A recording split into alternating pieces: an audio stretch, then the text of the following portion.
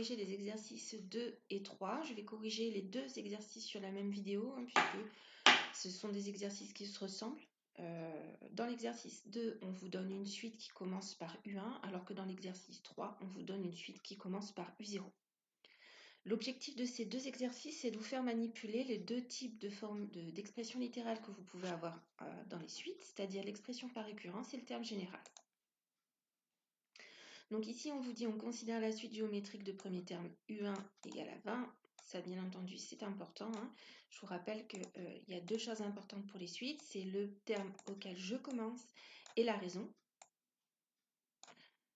Donc voilà les deux informations importantes qui vont me servir tout au long de l'exercice.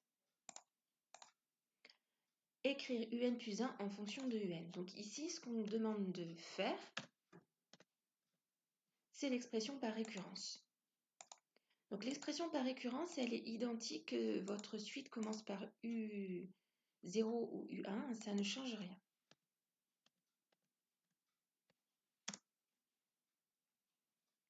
Donc voilà mon expression par récurrence, UN plus 1 est égal à UN fois Q, je passe d'un terme au terme suivant en multipliant par la raison.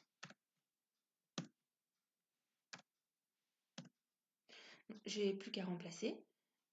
Si on me demande d'exprimer UN plus 1 en fonction de UN, ça veut dire que dans le premier terme, je dois avoir à la fin de mon raisonnement du UN plus 1 et dans mon deuxième terme du UN. Donc la seule lettre qu'il va falloir remplacer, c'est Q. Et je sais que Q vaut 3,5. Donc je n'ai plus qu'à remplacer. Cette étape suffit.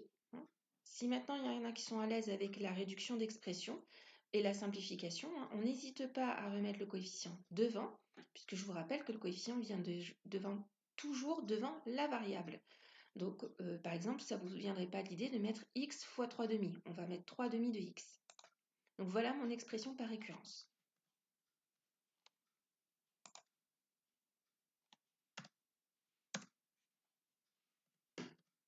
Deuxième question, écrire UN en fonction de n. Alors là, dans ce genre de questions, il faut que je fasse attention à savoir est-ce que ma suite commence à U1 et ou est-ce que ma suite commence à U0, puisque ce n'est pas la même expression littérale. Ici, ma suite commence à U1, donc je vais voir mon cours, je le connais. Ici, ce qu'on me demande, c'est le terme général ou l'expression de UN en fonction de n. Donc je sais que c'est U1, UN est égal à U1 fois Q à la puissance n-1.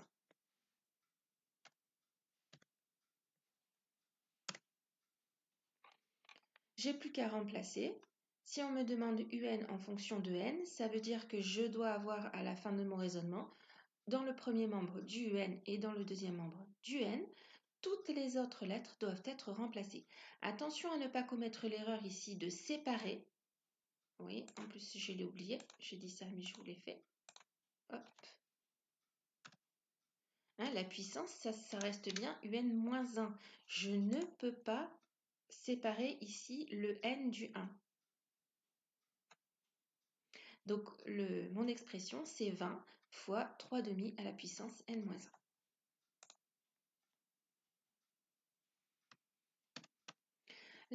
La question suivante, c'est calculer U2 et U4. Alors, ici, on avait deux possibilités.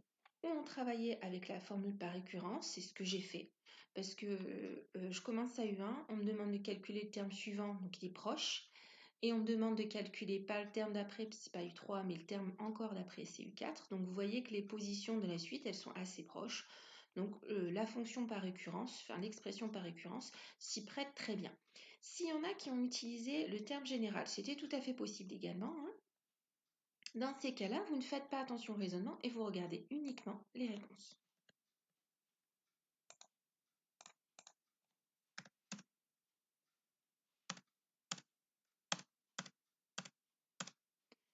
Donc ici, on me demande de calculer U2. Moi, j'ai choisi de faire par récurrence, c'est-à-dire je passe d'un terme au suivant en multipliant par 3,5.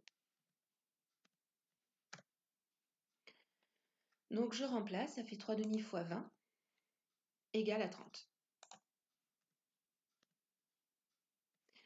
Pour le suivant, il est bien évident qu'il va falloir que je passe par le calcul de U3, puisque je ne l'ai pas. Donc je calcule de la même manière. C'est 3,5 de U2, 3,5 de 30, 3,5 de 45, égale 45. J'ai plus qu'à calculer U4 en faisant exactement la même méthode. U4 égale 3 demi de U3 égale 3 demi de 45 égale 67,5. Voilà pour l'exercice 2. Pour l'exercice 3, on nous demande le même raisonnement. La différence est que ma suite commence à U0 et pas U1. Donc cette donnée est importante. Premier terme et la raison.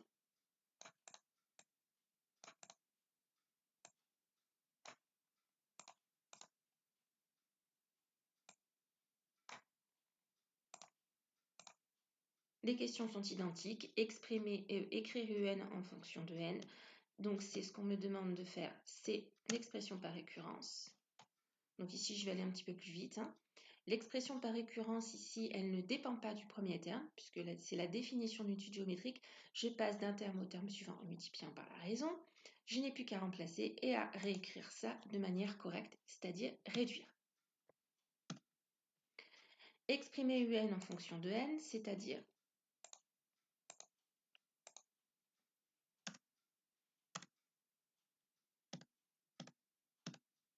le terme général ou l'expression de n en fonction de n. Attention ici, ma suite commence par U0, donc c'est U0, Q à la puissance n.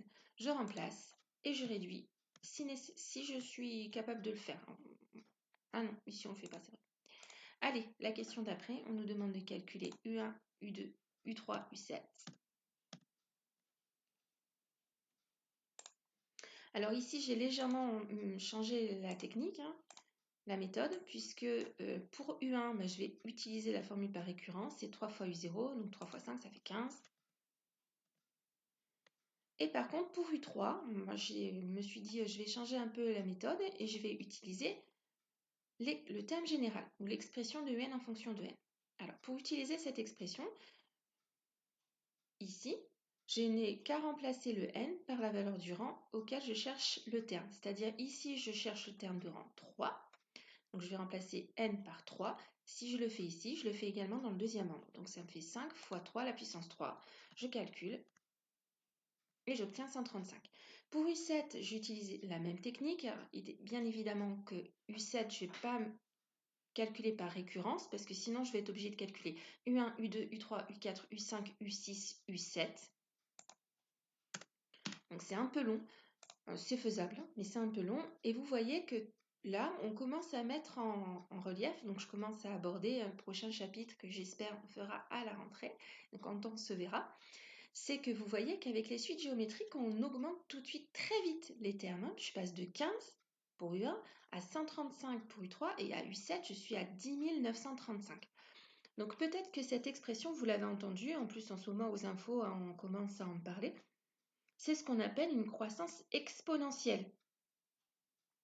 Donc en fait, quand on va faire la fonction exponentielle de base Q, on va faire la généralisation de la suite géométrique, puisque la suite géométrique, on n'utilise que des rangs entiers, alors qu'avec les fonctions exponentielles, on va pouvoir utiliser des nombres réels, c'est-à-dire n'importe quel nombre.